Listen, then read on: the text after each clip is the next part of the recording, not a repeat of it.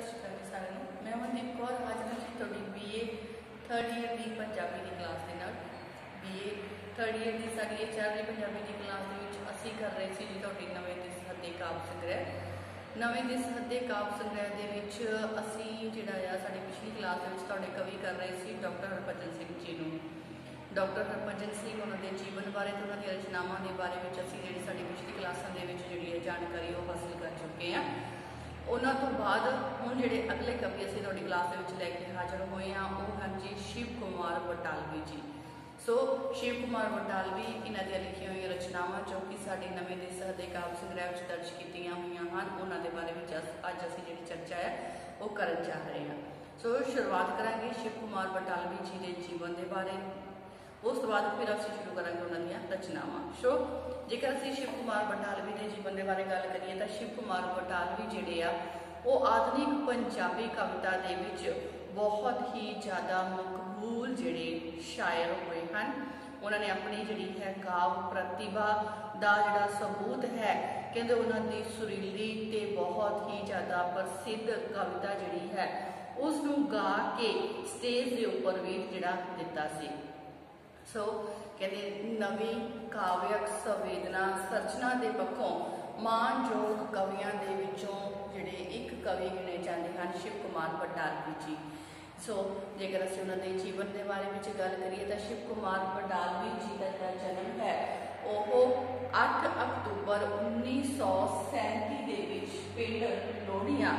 सो 8 October 1937 के विच पिंड लोहड़ियां तहसील शक्करगढ़ जिला सियालकोट पाकिस्तान के विच होया सी। इन्हां दे पिता जी जिहड़े सन वो श्री कृष्ण गोपाल पिंड के विच पटवारी भी सन। सो आप जी की जिहड़ी हालत से इन्हां दे मतलब परिवार की जो हालत सी कहते वो मध्य श्रेणी के परिवार वाली ही सी ते अखीर तक इन्हां दी हालत जिहड़ी सी वो जी ही रही सी। सो पैसे पेशे के वलों जिहड़े इन्हां दे पिता जी सन वो पटवारी सन ते पिछों बैंक दे विच क्लर्क भी जिहड़े सन लग चुके सन। सो इन्हां शिव कुमार बटालवी जिहड़े हन इन्हां दे विच कविता के लिए अथाह जिहड़ी खिच सी। सो प्यार की असफलता तो उपजे हुए दर्द दे ने इन्हां दे अंदर जिहड़ी पीड़ा सी उसनूं धुर आत्मिक मंडलों तक जिहड़ा सी इन्हां नूं मतलब धुर आत्मिक जिहड़ी वेदना सी उस तक जिहड़ी पहुँचाउण वाली कविता सी उसका शायर जिहड़ा सी इन्हां ने जिहड़ा सी शिव कुमार बटालवी नूं बना दिता सी। सो जेकर असीं इन्हां दी विद्या की गल करिए तो आरंभिक विद्या जिहड़ी सी वो इन्हां ने पिंड के स्कूल तो ही प्राप्त की सी। फिर ये जदों 1947 के विच देश की वंड हुई तो बटाले आ गए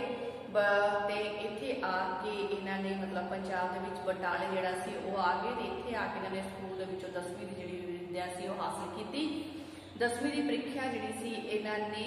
सॉल्वेशन RC स्कूल जिहड़ा सी बटाले तो पास की। फिर उच्ची विद्या के लिए बटाले के कॉलेज के विच दाखिल हो गए। इन्हां दिनां दे विच इन्हां दे अंदर जिहड़ी कविता के प्रति रुचि सी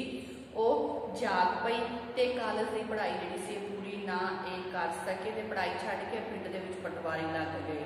सो उस तो बाद कहते इन्हां दी जिहड़ा सी पटवारी लगन तो बाद पेंडू जिहड़ा जीवन सी उसनूं बहुत ही नेड़े हो के वेख्या सी। सो इन्हां दियां जिहड़ियां जो कि इन्हां दी किताबां दे विच सानूं चितरिया होया भी दिखाई दिंदा है। फिर बाद विच पटवारी का काम छड्ड दिता ते गौरमेंट रिपुदन कॉलेज नाभा दे विच दाखिला लै लिया। इस समय इन्हां ने जिहड़ियां सी कवितावां ते गीतां दे 2 काव्य संग्रह पीड़ा दा परागा ते लाजवंती जिहड़ा सी वो छप चुके सन ते इन्हां दी प्रसिद्धि जिहड़ी सी वो बहुत ही ज़्यादा अगे वध गई सी। सो इस करके ये पढ़ाई जिहड़ी सी वो अगे ना कर सके ते इन्हां ने दोबारा जिहड़ी सी पटवारी की जिहड़ी नौकरी ते लग गए। ये नौकरी फिर थोड़ा चेर ही की ते नौकरी छड्ड के फिर शायरी करन लग पए। इस समय इन्हां दा जिहड़ा मेल सी डॉक्टर जीत सिंह दे नाल होया जिन्हां ने इन्हां दी कविता की बहुत ही ज़्यादा शलाघा भी की ते इन्हां दी एक प्रसिद्धि जिहड़ी सी वो बहुत ज़्यादा वध गई सी। सो फिर उस तो बाद स्टेट बैंक ऑफ पटियाला दे विच नौकरी की। इसे दौरान काव्य संग्रह लूणा जिहड़ा सी वो लिखिया। इस काव्य संग्रह नूं ਸਰਬ ਹਿੰਦ ਸਾਹਿਤਕ ਅਕਾਦਮੀ ਜਿਹੜੀ ਸੀ ਉਸਦੇ ਵੱਲੋਂ 5000 ਰੁਪਏ ਦਾ ਇਨਾਮ ਵੀ ਮਿਲਿਆ ਸੀ। ਉਸ ਤੋਂ ਬਾਅਦ ਭਾਸ਼ਾ ਵਿਭਾਗ ਪਟਿਆਲਾ ਨੇ ਇਹਨਾਂ ਦੇ ਕਾਵਿ ਸੰਗ੍ਰਹਿ ਪੀੜਾ ਦਾ ਪਰਾਗਾ ਜਿਹੜੀ ਸੀ ਉਸ ਨੂੰ ਵੀ ਪਹਿਲਾ ਇਨਾਮ ਜਿਹੜਾ ਸੀ ਉਹ ਹਾਸਿਲ ਹੋਇਆ ਸੀ। 1972 ਦੇ ਵਿੱਚ ਸ਼ਿਵ ਕੁਮਾਰ ਬਟਾਲਵੀ ਆਪਣੀ ਪਤਨੀ ਅਰੁਣਾ ਜਿਹੜੀ ਸੀ ਅਰੁਣਾ ਦੇ ਰੋਕਣ ਦੇ ਬਾਵਜੂਦ ਵੀ ਆਪਣੇ ਦੋਸਤਾਂ ਦੇ ਸੱਦਣ ਤੇ ਇੰਗਲੈਂਡ ਚਲੇ ਗਏ। ਉੱਥੇ ਜਾ ਕੇ ਅਜਿਹਾ ਬਿਮਾਰ ਹੋਏ ਕਿ ਵਾਪਸ ਆਉਣ ਤੱਕ ਠੀਕ ਹੀ ਨਾ ਹੋ ਸਕੇ। 6 ਮਈ 1973 ਈਸਵੀ ਨੂੰ ਆਪ ਜਿਹੜੇ ਸਨ ਆਪਣੇ ਬੋਲਾਂ ਨੂੰ ਪ੍ਰਗਟਾਉਂਦੇ ਹੋਏ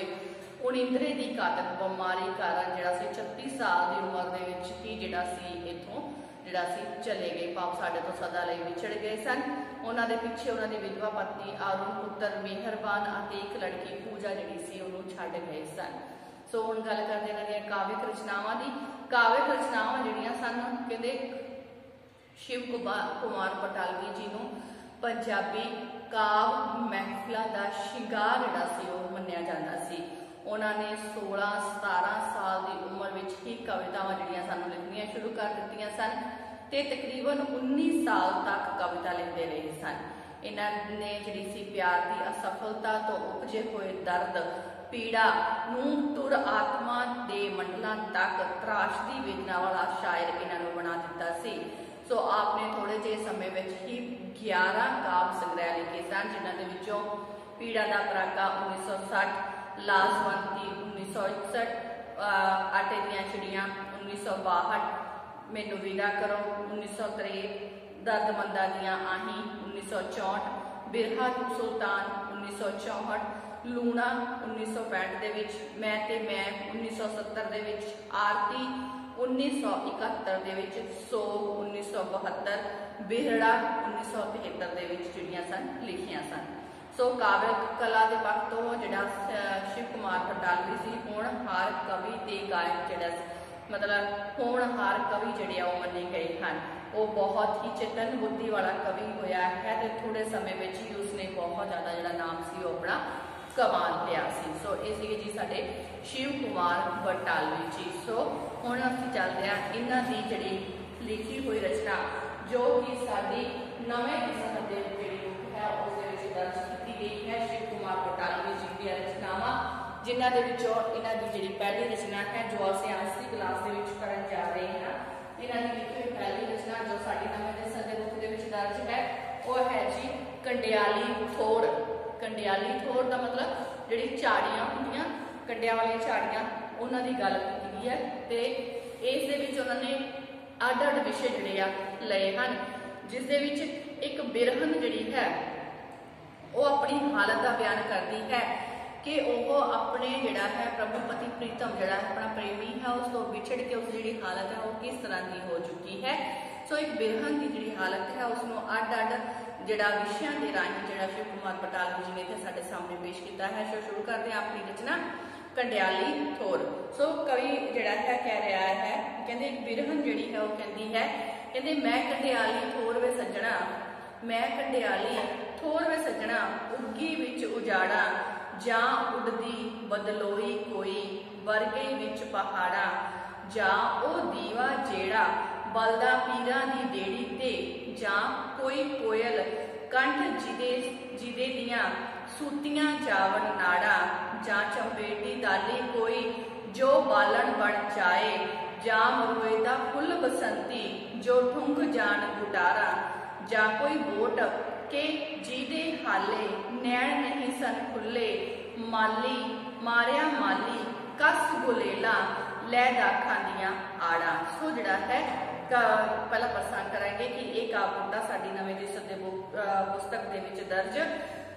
ਸ਼ਿਵ ਕੁਮਾਰ ਬਟਾਲਵੀ ਜੀ ਦੁਆਰਾ ਰਚਿਤ ਗੀਤ ਕੰਡਿਆਲੀ ਥੋੜ ਦੇ ਵਿੱਚੋਂ ਲਿਆ ਗਿਆ ਹੈ। ਇਸ ਵਿੱਚ ਕਵੀ ਨੇ ਅਲੱਗ-ਅਲੱਗ ਵਿਸ਼ਿਆਂ ਦੇ ਰਾਹੀਂ ਇੱਕ ਬਿਰਹਨ ਦੀ ਜਿਹੜੀ ਬਿਰਹਾ ਦੀ ਪੀੜਾ ਹੈ ਉਸ ਨੂੰ ਸਾਡੇ ਸਾਹਮਣੇ ਜਿਹੜਾ ਦੱਸਣ ਦੀ ਕੋਸ਼ਿਸ਼ ਕੀਤੀ ਹੈ। ਫਿਰ ਬਿਰਹਨ ਜਿਹੜੀ ਹੈ ਉਹ ਕਹਿ ਰਹੀ ਹੈ ਕਿ हे ਮੇਰੇ ਪ੍ਰੀਤਮ, ਬਿਰਹਨ ਜਿਹੜੀ ਹੈ ਆਪਣੇ ਪ੍ਰੀਤਮ ਨੂੰ ਆਪਣੀ ਹਾਲਤ ਦਾ ਬਿਆਨ ਕਰਦੀ ਹੋਈ ਕਹਿੰਦੀ ਹੈ ਕਿ हे ਮੇਰੇ ਪ੍ਰੀਤਮ, ਤੇਰੇ ਵਿਛੋੜੇ ਦੇ ਵਿੱਚ ਮੈਂ ਤਾਂ ਆਪਣੇ ਆਪ ਨੂੰ ਉਜਾੜਾਂ ਦੇ ਵਿੱਚ ਉੱਗੀ ਹੋਈ ਉਸ ਕੰਡਿਆਲੀ ਥੋੜ ਦੇ ਸਮਾਨ ਸਮਝਦੀ ਹਾਂ। ਜਿਹੜੀ ਕਹਿੰਦੇ ਜਿਸ ਦੀ ਕੋਈ ਵੀ ਬਾਤ ਨਹੀਂ ਪੁੱਛਦਾ, ਜਾਂ ਫਿਰ ਮੈਂ ਉਹ ਬਦਲੀ ਦੇ ਸਮਾਨ ਹਾਂ ਜਿਹੜੀ ਪਹਾੜਾਂ ਦੇ ਵਿੱਚ ਜਾ ਕੇ ਵਰ ਕੇ ਖਤਮ ਹੋ ਚੁੱਕੀ ਹੈ ਤੇ ਉਸ ਦਾ ਕਿਸੇ ਨੂੰ ਕੋਈ ਫਾਇਦਾ ਹੀ ਨਹੀਂ ਹੋਇਆ ਹੈ, ਜਾਂ ਮੈਂ ਉਸ ਦੀਵੇ ਦੇ ਸਮਾਨ ਹਾਂ ਜੋ ਪੀਰਾਂ ਦੀ ਬੇੜੀ ਤੇ ਬਲਦਾ ਹੈ, ਜਾਂ ਫਿਰ ਉਸ ਕੋਇਲ ਦੇ ਸਮਾਨ ਹਾਂ ਜਿਸ ਦੇ ਕੰਠ ਦੀਆਂ ਗਲੇ ਦੀਆਂ ਨਾੜਾਂ ਕਿਸੇ ਨੇ ਸੂਤ ਲਈਆਂ ਹਨ,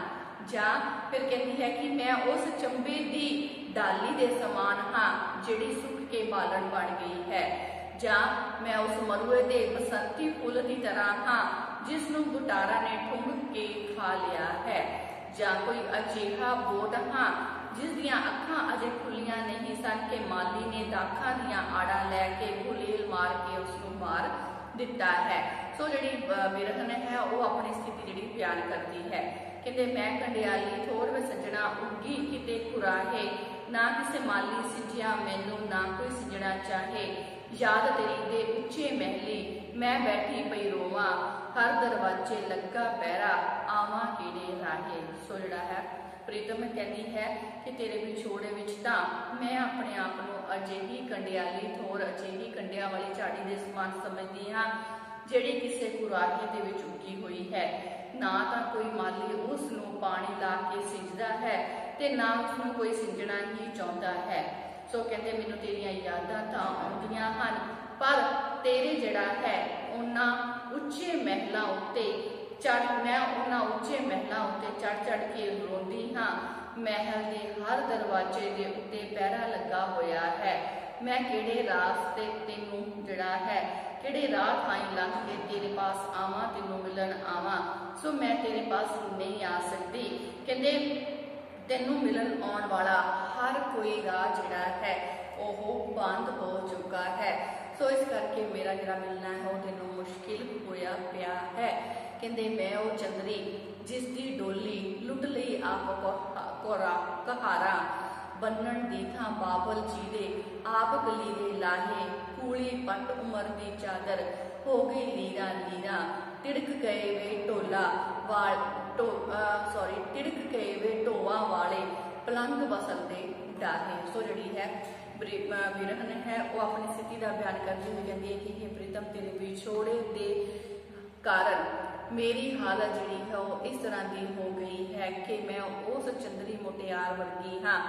ਜਿਸ ਦੀ ਟੋਲੀ ਨੂੰ ਆਪ ਹੀ ਕਹਾਰਾ ਨੇ ਲੁੱਟ ਲਿਆ ਹੋਵੇ, ਜਾਂ ਜਿਸ ਦੇ ਬਾਬੁਲ ਨੇ ਕਲੀਰਿਆਂ ਨੂੰ ਬੰਨਣ ਦੀ ਥਾਂ ਤੇ ਆਪ ਹੀ ਉਸ ਦੇ ਕਲੀਰੇ ਲਾ ਦਿੱਤੇ ਹੋਣ, ਤੇ ਤੇਰੇ ਵਿਛੋੜੇ ਦੇ ਦੁੱਖ ਦੇ ਵਿੱਚ ਮੇਰੀ ਉਮਰ ਦੀ ਰੇਸ਼ਮੀ ਚਾਦਰ ਜਿਹੜੀ ਹੈ ਕੁਲੀ ਚਾਦਰ ਉਹ ਲੀਰਾ ਲੀਰਾ ਹੋ ਚੁੱਕੀ ਹੈ, ਤੇ ਮੇਰੇ ਮਿਲਾਪ ਦੇ ਲਈ ਵਸਲ ਦੇ ਲਈ ਡਾਹੇ ਹੋਏ ਢੋਆਂ ਵਾਲੇ ਪਲੰਗ ਵੀ ਤਿੜਕ ਗਏ ਹਨ। ਸੋ ਅੱਗੇ ਚੱਲਦੇ ਹਾਂ ਜੀ। ਕਹਿੰਦੇ ਮੈਂ ਕੰਡਿਆਲੀ ਥੋੜ ਵਿੱਚ ਸੱਜਣਾ ਉੱਗੀ ਵਿੱਚ ਜੋ ਵੇਲੇ, ਨਾ ਕੋਈ ਮੇਰੀ ਛਾਵੇਂ ਬੈਠੇ ਨਾ ਪਟ ਖਾਵਣ ਵੇਲੇ, ਮੈਂ ਰਾਜੇ ਦੀ ਵਰਦੀ ਅੜਿਆ ਤੂੰ ਰਾਜੇ ਦਾ ਜਾਇਆ, ਤੂੰ ਹੀਓ ਦੱਸ ਵੇ ਮੋਰਾ ਸਾਵੇਂ ਮੁੱਲ ਕੀ ਖੇਵਣ ਤੇਲੇ। ਸੋ ਜਿਹੜੀ ਕਵੀ ਹੈ ਬਿਰਹਨ ਦੀ ਹਾਲਤ ਨੂੰ ਬਹੁਤ ਸੋਹਣੇ ਢੰਗ ਨਾਲ ਬਿਆਨ ਕਰਦਾ ਹੋਇਆ ਕਹਿੰਦਾ ਹੈ ਕਿ ਇੱਕ ਬਿਰਹਨ ਜਿਹੜੀ ਹੈ ਉਹ ਆਪਣੇ ਪ੍ਰੀਤਮ ਨੂੰ ਕਹਿੰਦੀ ਹੈ ਕਿ ਤੇਰੇ ਵਿਛੋੜੇ ਦੇ ਦੁੱਖ ਦੀ ਮਾਰੀ ਹੋਈ ਮੈਂ ਆਪਣੇ ਆਪ ਨੂੰ ਉਸ ਕੰਡਿਆਲੀ ਥੋੜ ਦੇ ਸਮਾਨ ਸਮਝਦੀ ਹਾਂ ਜੋ ਜੰਗਲ ਦੇ ਵਿੱਚ ਉੱਗੀ ਹੋਈ ਹੈ, ਤੇ ਜਿਸ ਦੀ ਛਾਵੇਂ ਜਿਹੜਾ ਹੈ ਉਹ ਕੋਈ ਨਹੀਂ ਬੈਠਦਾ। ਜੰਗਲ ਦੇ ਵਿੱਚ ਉੱਗੀ ਹੈ ਜਿਸ ਦੀ ਛਾਵੇਂ ਕੋਈ ਨਹੀਂ ਬੈਠਦਾ ਤੇ ਜਿਸ ਦੇ ਪੱਤਿਆਂ ਨੂੰ ਲੇਲੇ ਤੱਕ ਨਹੀਂ ਖਾਂਦੇ। ਕਹਿੰਦੇ ਨਾ ਹੀ ਮੇਰੇ ਪੱਤੇ ਜਿਹੜੇ ਹਨ ਉਹ ਲੇਲੇ ਖਾਂਦੇ ਹਨ। हे ਪ੍ਰੀਤਮ ਕਹਿੰਦੇ ਮੈਂ ਤਾਂ ਰਾਜੇ ਦੀ ਗੋਲੀ ਹਾਂ ਤੇ ਤੂੰ ਰਾਜੇ ਦੀ ਔਲਾਦ ਹੈ, ਅਰਥਾਤ ਮੈਂ ਇੱਕ ਗੋਲੀ ਹਾਂ ਤੇ ਤੂੰ ਰਾਜੇ ਦਾ ਲਾਡਲਾ ਪੁੱਤਰ ਹੈ। ਕਹਿੰਦੇ ਫਿਰ ਤੂੰ ਹੀ ਦੱਸ ਕਿ ਮੋਰਾਂ ਦੇ ਸਾਹਮਣੇ ਢੇਲਿਆਂ ਦੀ ਕੀ ਕੀਮਤ ਹੋ ਸਕਦੀ ਹੈ। ਇਸ ਕਰਕੇ ਕਹਿੰਦੇ ਮੇਰੇ ਪਿਆਰ ਦਾ ਮੁੱਲ ਜਿਹੜਾ ਹੈ ਉਹ ਕਦੇ ਵੀ ਤੇਰੇ ਸਾਹਮਣੇ ਪੈ ਹੀ ਨਹੀਂ ਸਕਦਾ। ਸੋ ਅੱਗੇ ਚੱਲਦੇ ਆ। ਕਹਿੰਦੇ ਸਿਖਰ ਦੁਪਹਿਰਾ ਜੇਠ ਦੀਆਂ ਨੂੰ ਸੌਣ ਕਿਵੇਂ ਮੈਂ ਆਖਾਂ, ਚੌਹੀ ਕੁੰਟੀ ਭਾਵੇਂ ਲੱਗਣ ਲੱਖ ਧੀਆਂ ਦੇ ਮੇਲੇ, ਤੇਰੀ ਮੇਰੀ ਪ੍ਰੀਤ ਦਾ ਅੜਿਆ ओहियो हाल सो होया, ज्यों चकवी पहचान ना सके, चंद चढ़िया त्यों वीले। सो जी कवि बिरन है उसने बहुत ही सोहने ढंग नाल अपनी हालत जी बयान की है, तो अपनी हालत को बयान करती हुई एक बिरहन जी है वो कह रही है, कहते हे प्रीतम तेरे विछोड़े दे विच मैं इस तरह पुज रही हाँ, तेरा विछोड़ा जिहड़ा है वो मैनू इस तरह तंग कर रहा है, मैं इस तरह उसके विच पुज रही हाँ, जिस तरह कहते सॉरी जिस तरह जिहड़ा है बिरहों जिहड़ा है उसने मैनू इन्ना तंग किया होया है, इस बिरहों ने मेरी हालत इहो जी बना दी है। कहते जिस तरह जेठ हाड़ दीआं धुप्पां जड़ियां हुंदियां हन, कहते जेठ की सिखर दोपहर जिहड़ी है कहते जिस तरह वो तपदी है उस तरह ही मैं भी तेरे बिरहों दे विच तड़प रही हाँ, पुज रही हाँ। कहते मैं इस नू मिलन दा सावण किवें कह सकती हाँ, कहते मैं तो तेरे विछोड़े के दर्द ने तो मैनू जेठ की सिखर दोपहर की तरह तपा रखा है, पुज छुटना जिहड़ा है मतलब पुज सुटिया है, मैं पुज चुकी हाँ तेरे विछोड़े दे विच। फिर मैं इसनू मिलन दे लई मिलन वाला सावण जिहड़ा है, सावण का महीना जो हमेशा मिलाप का महीना मनिया गया है, सो कहते फिर मैं इसनू मिलन वाला महीना सावण का महीना जिहड़ा है वो किवें आखदे आ। कहते भावें चारे दिशावां दे विच मेले लगे हुए हैं, लोकी खुशियां मना रहे हैं, कहते पर कहते मेरे भा दा तां चारे पासे अग वल रही है, मेरे लिए तां चारे पासे अग वल रही है। सो हे प्रीतम तेरी ते मेरी प्रीत दा तां ओ हाल होया है, जिमें दिन के चढ़न के नाल जो दिन चढ़ता है तो जी चकवी है कहते वो अपने प्रीतम चंद नूं नहीं देख सकती, कहते वो चकवी जी है वो सिर्फ चंद नूं रात समय ही देख सकती है। सो कहते जिस तरह जो दिन चढ़ जाता है तो चकवी जी है अपने प्रीतम चंद नूं नहीं देख सकती, इस तरह ही प्रीत मैं तेरे नाल पा लई है, पर मैं तेरा प्यार जिहड़ा है उसनूं मान नहीं सकी हाँ। सो के चलते हैं, कहते मैं कंडियाली थोर वे सजना उगी बिच जो बागा, मेरी मुड बनाई वर्मी काले फनियर नागा, मैं मरगाबी मान सरादी, कहते जो फड़ ले किसे शिकारे, जा कोई नाली पई पर संधूरी नोच लई जीदे दागा। सो फिर जी बिरहन है दसदी है कि मैं अपने आप को अजिही कंडियाली थोड़ दे सम्मान समझदी हाँ, जो बाग दे विच उगी हुई है अते जिस दे मुੱਢ दे विच फनीर नागा ने अपनी बरमी जिहड़ी है खुद जिहड़ी वह बुना लई होवे, जां फिर मैं मान सरोवर झील दी उस मुरगाबी दे समान हाँ, जिसनूं किसी शिकारी ने फड़ लिया होवे, जां अजिही लाली दे समान हाँ, जिस दे संधूरी पंख जिहड़े हन पग जिहड़े हन वो कावां ने खा लए होण। सो बिरहन जिहड़ी है वो अपनी बहुत ही ज़्यादा बुरी हालत होने का बयान जिहड़ा है वो अपने प्रीतम दे अगे करती है, जिसनों अड अड उदाहरण राਹੀਂ कवि ने साढ़े सामने बयान किया है। सो अगे चलते हैं, कहते जां सस्सी दी भैण वे दूजी, जां सस्सी दी भैण वे दूजी, कम जिदा बस रोना, लुट खड़िया जिसदा पुन्नू पोता, पर जागियां आईयां ना जाग पर आईयां ना जागा, बागा वालिया तेरे बागी हुण जी नहीं लगदा, खली खलोती मैं वाड़ा विच 100 दुखड़े झागा। सो जिहड़ा है कवित्री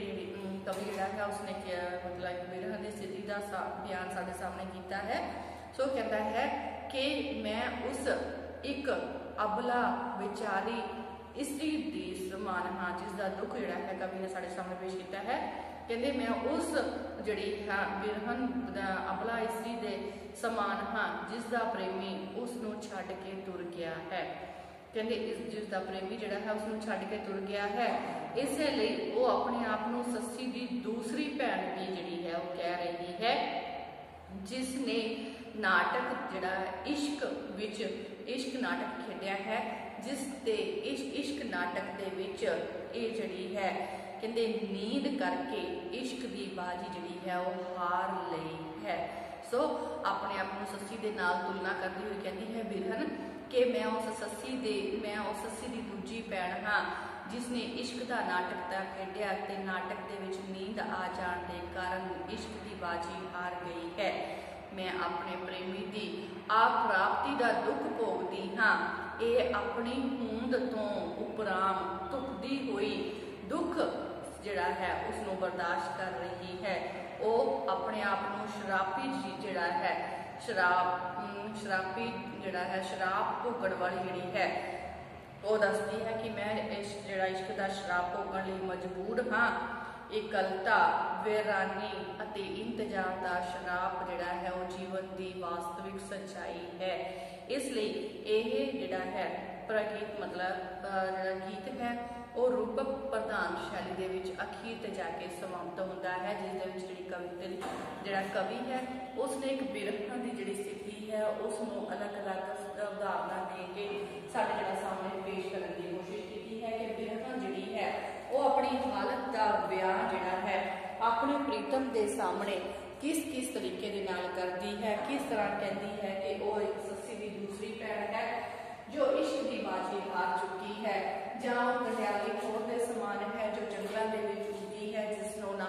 दे कोई शामे नहीं बहता, पत्ते उहदे लेले तक नहीं खाते, जां फिर कहती है कि अजिही गंडियाली खोर है जिसनों किसी ने पानी नहीं पाया ना ही कोई पानी पा के सिजना नहीं चाहता है। सो किसी जिहड़ी है जे विरमन कहती है कि वह जेठ हाड़ की धुप दे वांग इश्क की जिहड़ी धुप है इश्क का जिहड़ा विरह का जिहड़ा दुख है उसनों हंडा रही है। सो मतलब एक बिरहन जिहड़ी है जो अपने पति देव नालों विछड़ी हुई है, विछोड़े के दुख को जिहड़ा बयान किया है उस बिरहन ने इस रचना राही। सो ये सी जी साडी शिव कुमार बटालवी जी की लिखी हुई रचना कंडियाली ठोर जो कि इत्थे समाप्त होती है। इस नाल साडी क्लास इत्थे समाप्त करांगे। मिलते हैं साडी अगली क्लास शिव कुमार बटालवी की अगली रचना के नाल। सो तब तक के लिए धन्यवाद जी।